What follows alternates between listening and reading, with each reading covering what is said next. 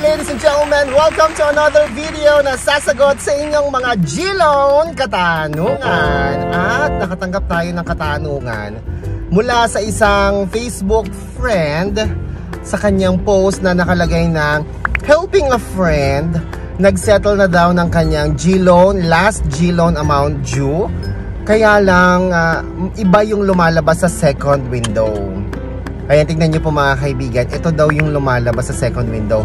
Parang hindi eligible, di ba? Parang hindi siya eligible sa second G-Loan. Ano daw ibig sabihin ito mga kaibigan?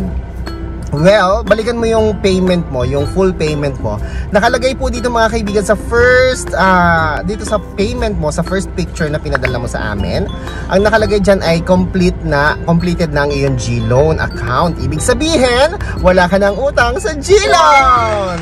Kaya lang, meron ka pang 4 to 7 days bago malaman kung ikaw ay eligible, no? Kung ikaw ay bibigyan ng panibagong offer mula sa G-Loan. So, hintay-hintay ka lang. No, hindi siya instant, hindi siya outright. Kamukha ng Digido, kamukha ng OLP, at iba pang mga online loan application, kamukha ng BillEase.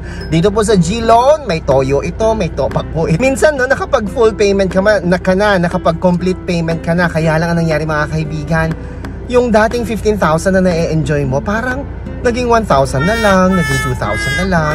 Yung sa wife ko, nangyari sa kanya 25,000 complete payment, walang past due yun, na on time magbayad. So we were expecting na 25,000 ang kanyang malulon. Kaya lang nangyari mga kaibigan, 15,000 lang. Bakit ganun? Bumaba, imbis na sana na maintain o tumaas sana, di ba? Sa ibang OLA, di ba, tumataas. Pero dito sa G-Loan, hindi ganon, hindi pare-parehas. Depende pa rin sa iyong G-score. Okay? Kung may katanungan po kayo, please comment down below. Ako po si Chico. Enjoy the rest of the day and God bless po.